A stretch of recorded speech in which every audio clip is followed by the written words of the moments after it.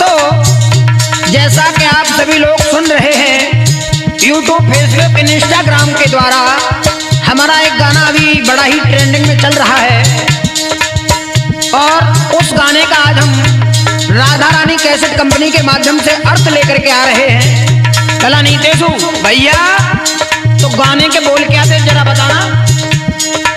सतयुग में एक कन्या जनमी, नाम धरो बको भानुमती।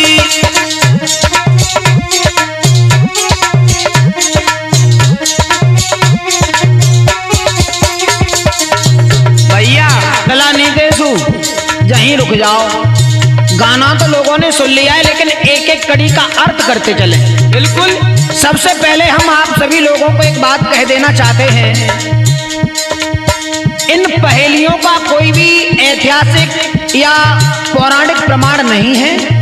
ये पहेलियां हैं और एक एक पहेली को अलग अलग विद्वान अपने अपने मत के अनुसार सुलझा सकते हैं और इन पहेलियों में हमारा क्या मत है, हम अपने विवेक से इन पहेलियों को सुलझाने का प्रयास कर रहे हैं। कुछ लोग प्रयास कर भी चुके हैं, लेकिन कहावत वही आ जाती है। चलो छोड़ो, आओ देखते हैं। पहली लाइन नीतेशु ने कही कि सतयुग में एक कन्या जन्मी, नाम धरोजा को भानुमती। मती, गलती तो हमसे ही हो गई लला। भैया हमने बहुत रोको लेकिन तुम माने ना। जैसे ही हमने गाना डाला, गाना थोड़ा पॉपुलर होने लगा, लोगों की फोन आने लगे, लोगों ने हिंट मांगना प्रारंभ कर दी कि कुछ तो बताओ इसका अर्थ क्या है। तो हमने एक आध कड़ी का अर्थ बता भी दिया, तो लोगों के कान तक, मतलब हमारा भारत देश नकल में तो आगे है ही, लेकिन आपने जिन जिन लोगों ने प्रयास किया, आपको बहुत बहुत धन्यवाद, साधुवाद। आप ऐसे ही मेहनत करते रहें, आपने बहुत अच्छा प्रयास किया। बात बिल्कुल वही सटीक बैठती है बेटा कि सतयुग में एक कन्या जन्मी, नाम धरोजा को भानुमती। तो ये वही भानुमती है, भानु कहते हैं सूर्य को, तो सूर्य की जो पुत्री है किरण, ये वही भानुमती है। अब लाइन दूसरी कहो भैया। त्रेता द्वापुर रही है कुंवारी, कलयुग में जके सोलापति।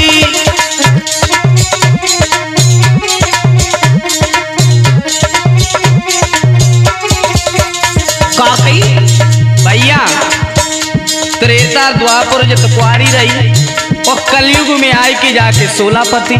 तो ये वही किरण है भानुमती, और ये किरण जो है ये है प्रकृति। देखो, त्रेता में भगवान श्री राम आए, द्वापर में भगवान श्री कृष्ण आए। तो देखो, ये प्रकृति भगवान के ऊपर अपना असर, अपना प्रभाव नहीं डाल सकती। सही बात। इसलिए कहा गया कि ये त्रेता और द्वापर में कुंवारी रही। लेकिन आगे, अरे त्रेता द्वापर रही कुंवारी, कलयुग में जाके सोलापति।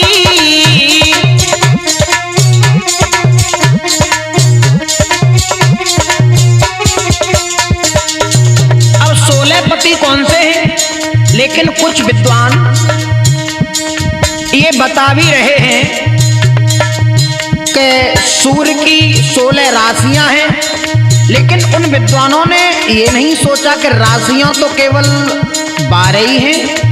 16 कलाएं होती हैं, 64 विद्याएं होती हैं, और सूर्य के अंदर जो कलाएं हैं वो 12 हैं और 12 ही राशियां हैं।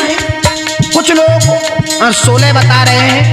मैं एक फेसबुक पर देख रहा था, उसमें कोई थे, वो बता रहे थे कि 12 राशियां हो गई और ये 4 युग हो गए। भैया ये बह बात हो गई, कह दे रामदेव। भैया सुन ले, हमारे मन में लगी रहे और लोग कहावती कहते, कहूँ को ईट कहूँ को रोरा, और जब भानुमती ने पुनवा जोड़ा। लेकिन सबसे पहले हम बता देना चाहते हैं सुधीर भाई, ये हमारे बाबा गुरु महाभारत सम्राट जी ने पहले ही हमको निर्देश दे दिए थे कि आपको किसी को चैलेंज नहीं देना है, किसी के लिए कोई सवाल जवाब नहीं छोड़ने हैं, तो हम उन्हीं की आज्ञा का पालन कर रहे हैं। हमने ये गाने ये प्रश्न किसी को उत्तर देने के लिए पहले तो कहा नहीं था। ये तो हमारे दोनों भाइयों का, कुछ हमारा था, कुछ नीतेश का था, दोनों में मिश्रित मसाला था। एक भाइयों का संवाद था और ज्ञान की चर्चा होती रहनी भी चाहिए। स्टूडियो में चल रही थी, सुधीर भाई ने कहा चलो माइक लगा देते हैं, तो ये यूट्यूब के द्वारा चलने दो आगे तक। सही बात है, लेकिन खैर कोई बात नहीं। देखो, वैसे तो स्त्री के 16 श्रृंगार भी होते हैं, 16 संस्कार भी होते हैं मनुष्य के, लेकिन जो 16 पति बताए गए, 12 कुछ लोग कह रहे थे भैया। अब हमने सुनी है क्या यूट्यूब पे लेटे रहे, तो हमने बस रिकॉर्डिंग सुनी, तो ये विद्वान आपस में चर्चा कर रहे हैं और वे ये कह रहे हैं कि जो राशियां हैं जो 16 हैं और अबे तक और आप बता रहे राशियां 12 हैं। सुनो, मैं आपको 12 राशियां बता रहा हूँ बेटा। राशियां 12 ही हैं, 16 कलाएं हैं, 64 विद्याएं। मैं आपको बता तो रहा हूँ बेटा, सुनो तो। देखो, मेष, वृषक, मिथुन, कर्क, सिंह, कन्या, तुला, वृश्चिक, धनु, मकर, कुंभ, मीन, ये केवल 12 ही राशियां हैं। आपकी बात हम मान रहे हैं, लेकिन जो 4 राशियां विद्वान बढ़ा करके बता रहे हैं, दोनों ये कह रहे हैं कि जो विद्वान है उसने 16 राशियां जानी है, पढ़ी है, और जो थोड़ो नील है वो ने 12 ही जानी है। तो ऐसा तो ना होगा जो नरसिंह भगवान ने जब वो हिरण्याकश्यप मारो तो महीना एक अलग से लाए, और इन विद्वानों ने खिलाए 4 राशि अलग से तो नहीं बनाई। नहीं बेटा, गलत बात। देखो, जहां न पहुंचे रवि वहां पहुंचे कभी, उनके मत के अनुसार हो भी सकता। आप किसी के ऊपर कोई कटाक्ष न करें नीतेश। हम कटाक्ष नहीं कर रहे भैया, हम उन्हीं की बात का आपसे पूछ रहे। नहीं, राशियां भूल करके भी कहीं कह भी मन देना 16। हम नहीं कह रहे, विद्वान कह रहे हैं। खैर छोड़ो, उनका मत है और अपने अपने विवेक के अनुसार अपना अपना अर्थ लगा रहे हैं, और लगाना भी चाहिए, ये बात सही है। अब रही बात 16 पति की, हाँ 16 पति की बात रही, तो देखो त्रेता में और द्वापर में वो कुंवारी इसलिए रही क्योंकि वो प्रकृति है। बिल्कुल, और प्रकृति का भगवान के ऊपर कोई प्रभाव नहीं होता है। लेकिन कलयुग के आते आते इसके 16 पति कैसे हो गए, यही बताओ भाई। शंका है, सुनो। 5 ज्ञानेंद्रियां, 5 कर्मेंद्रियां, और 5 तत्व। कौन कौन से? चित्त, जल, पावक, गगन, समीरा, 5 तत्व मिल रचो शरीरा। ये किरण भी इन 5 तत्वों में है, मानता हूं। और एक और है मन। इनको मिलाकर के कितने हो गए? 16। ये 16 पति हैं। आगे कहा गया पहेली में, अरे 16 ही मर गए, 16 जिंदा, और 16 के संग वही सती, और मेरे गीत पोया रथ लगावे, बीच चतुरा मेरी मूढ़ई मती। बहुत सुंदर है।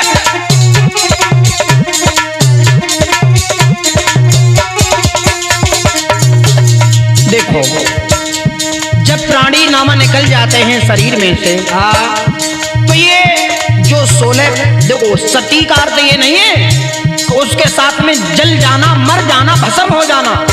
सती का एक अर्थ ये भी है कि इन 16 संस्कारों को लेकर के मनुष्य आता है और जाता भी है। सही बात है, सही बात। इसका अर्थ ये है, और हम आप लोगों को बता देना चाहते हैं, एक एक पहेली के कई अर्थ होते हैं, अलग अलग विद्वान अपने अपने मत के अनुसार रख भी सकते हैं। हमारा जो मत है हम वो आप लोगों तक पहुंचा रहे हैं।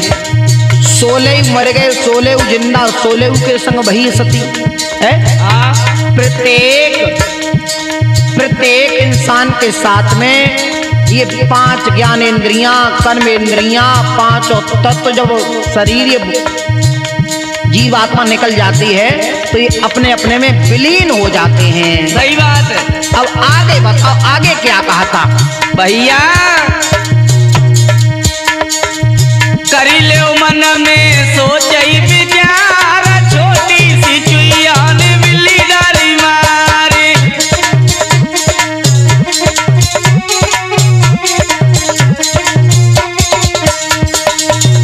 अच्छा नीतेशु, जो विद्वान हमारे जवाब लेकर के आए उसमें लिखा गया कि लो मनीष आ गए आपके जवाब। तो उन्होंने पहली कड़ी का तो अर्थ दे दिया, किसी तरीका से हमारे यहाँ से वायरल हुआ। चलो बहुत सुंदर आपने प्रयास किया, लेकिन अब ये आगे वाली पहेलियां हैं, इन्हें कौन सुलझाएगा? जल्दी जल्दी करेगा, ध्यान ना दो। कोई बात नहीं है, लेकिन उन लोगों के लिए ये हमारी पहेली है भी नहीं, ये तो हमारे भाइयों का संवाद है। चलो आपने प्रयास किया, आपके हम उज्जवल भविष्य की कामना करेंगे। आप ऐसे ही आगे बढ़ते रहें। बहुत बहुत आपको धन्यवाद है, साधुवाद है। कर ले दिल में सोचे विचार, और छोटी सी चुहिया ने बिल्ली डारी मार। लला अंशु, कभी चुहिया बिल्ली को मार नहीं सकती है, लेकिन बिल्ली मार सकती है चुहिया को। ये तो सत्य है। इस पहेली में कहा गया है कि मतलब चुहिया ने बिल्ली मार दी। शंका है तो शंका का समाधान सुनो। बिल्कुल। आप कभी गए हो, कभी विवाह शादी छटवाने के लिए पंडित जी के पास में गए थे? कभी बहुत ब्याह करवाया था भैया, 2-4 में गए। जब पंडित जी विवाह को छांटते हैं तो वर पक्ष का और वधू पक्ष का दोनों के वर्ण निकालते नाम के द्वारा, राशि के द्वारा। अगर लड़की बिल्ली वर्ण है और लड़का चूहा वर्ण है तो ऐसी स्थिति में पंडित जी शादी संपन्न होने से रोकते हैं। वो ये कहते हैं कि यहाँ पर घटना घटित होने की संभावना है, क्योंकि बिल्ली और चूहे का बैर बताया गया है। बिल्कुल। और लड़की अगर वर्ण में बड़ी है तो उस, अच्छा वो बिल्ली हो गई, वो मुंह से वर्ण हो गया। तो ऐसी स्थिति में उसके पति की दुर्घटनावश मृत्यु होने की संभावना बनी रहती है। इसलिए ये यहाँ पर तुम्हारी पहेली सिद्ध होती है। कर ले दिल में सोचे विचार, छोटी सी चुहिया ने बिल्ली डारी मारे।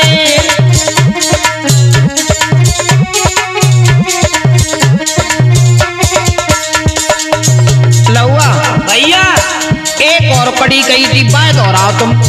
बोले तिनका डूबे सिलाई उतराई, उड़ी उड़ी के मछली बगुले खाए। तिनका डूबे सिलाई उतराई, उड़ी उड़ी के मछली बगुले खाए।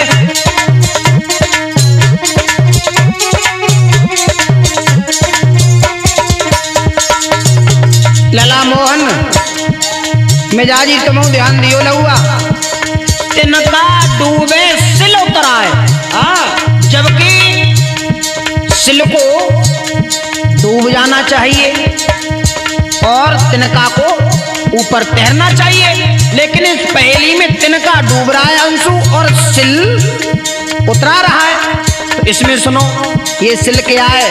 बताए देव, यही शंका है, जनता बहुत इंतजार कर रही है। आगे से हम ऐसी भूल नहीं करेंगे कि किसी गीत में हम अपना प्रश्न छोड़ करके जाएं, उत्तर न दें। आगे से हमें ऊपर से हाई कोर्ट से आदेश हुए, यानी हमारे बाबा गुरु के यहाँ से, कि जो भी गीत गाएंगे उन्हीं के साथ ही साथ उनके उत्तर भी देंगे। ऐसी भूल अब दोबारा नहीं दोहराएंगे हम। थोड़ो आओ देखें आगे। यानी इस कलयुग में जो धर्म है वो एक तिनके की भांति रह गया है, और जो हमारा अधर्म है वो अधर्म एक शिला की तरह हो गया है। इसलिए ये कलयुग में धर्म डूबता जा रहा है, तिनके की भांति हो गया है, और पापी व्यक्ति, दुराचारी व्यक्ति इस कलयुग में फलते फूलते जा रहे हैं। सही बात है, कड़वा सत्य है। इसीलिए कहा गया है, अरे तिनका डूबे सिलई उतराई, और उड़ी उड़ी की मछली बगुले रही खाए। कर ले मन में सोचई विचार, छोटी सी चुईया ने बिल्ली डारी मारी।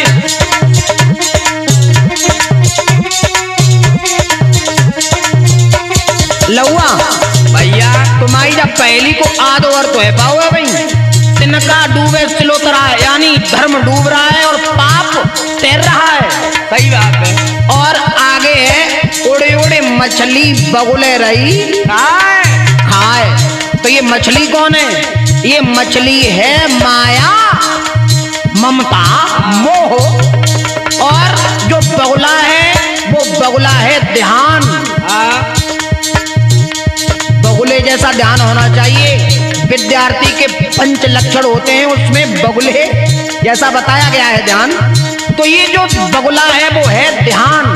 और जब जब प्राणी ध्यान में बैठता है तब तब ये माया रूपी मछली उसके ध्यान को भंग कर देती है, उसके ध्यान को खा जाती है। सही बात है। इसलिए कहा गया अरे तिनका डूबे सिलई उतराई, उड़ी उड़ी के मछली बगुल रही खाए।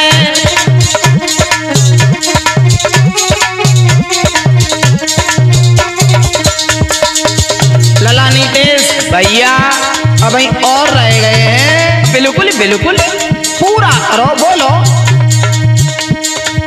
धरती बरसे अमर चिचियाई, और नदिया को पानी बड़ेरी पे जाए।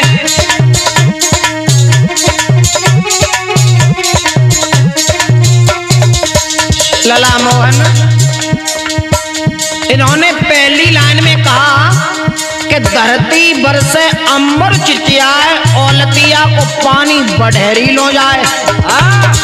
सबसे पहले हम बता देना चाहते हैं लौआ भैया तुम्हारे इन बढ़ेरी कही जाते, तो हमारे जहाँ कहो जाते बढ़ेरा, कहीं कहीं उसे भीम भी कहते हैं, जो छप्पर में लगाया जाता है, जो छप्पर को साधने का काम करता है।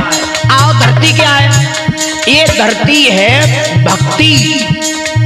जब मनुष्य भक्ति करता है तो उसी समय ज्ञान और वैराग्य स्वयं उत्पन्न हो जाते हैं। सही बात है। तो धरती बरसे अंबर चिचियाए, जब ज्ञान और वैराग्य आदमी के अंदर प्रवेश कर जाते हैं तो उसके बाद औलतिया को पानी बढ़ेरी लो जाए।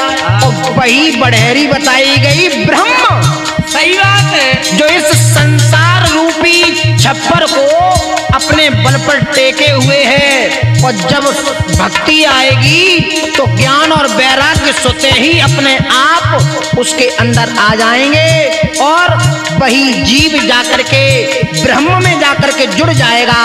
इसलिए इस पहेली का अर्थ ये निकलता है, धरती बरसे अंबर चिचियाए, नदिया को पानी बढ़ेरी लो जाए। कर ले मन में सोचई विचार, छोटी सी चुईया ने बिल्ली डारी मार।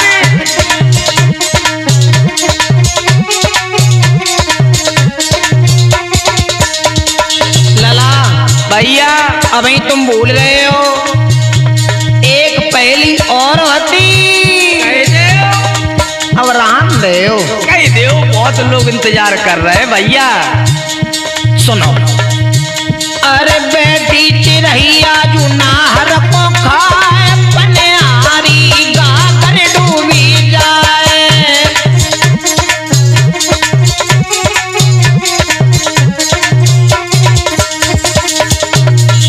बेटी चिरैया नाहर को खाए, शेर लॉइन। सुनो देखो, ये जो चिड़ैया है ना, चिड़िया, ये कौन है बताए दो। ये चिड़िया है वासना।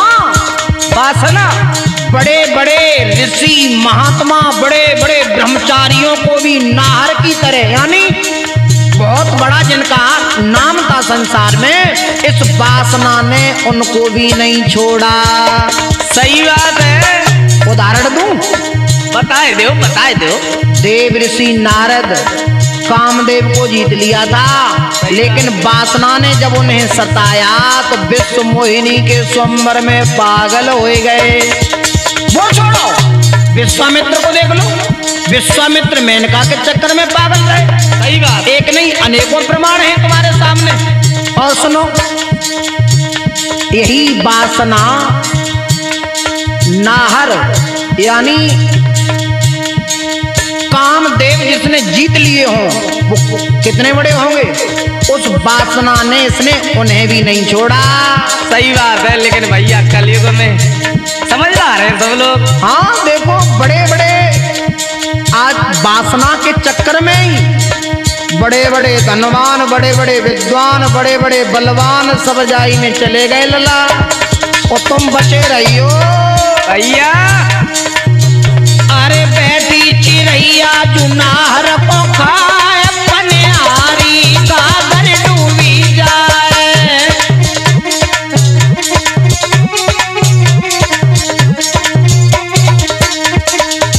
पनिहारी गागर डूबी जाए, तो ये पनिहारी है जो ये है जीवात्मा।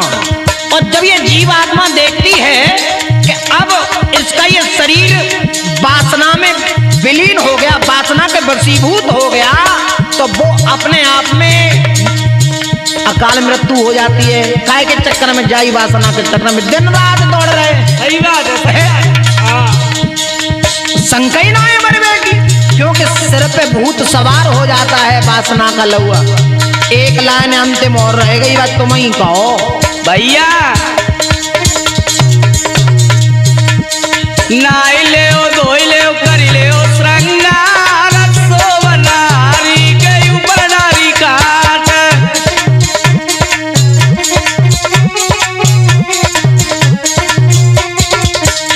अब सुनो, नहाई लो धोई लो कर लो श्रृंगार। सबसे पहले हम एक बात बता देना चाहते हैं, इस पूरे गीत में प्रत्येक लाइन अलग अलग पहेली से जुड़ी हुई है।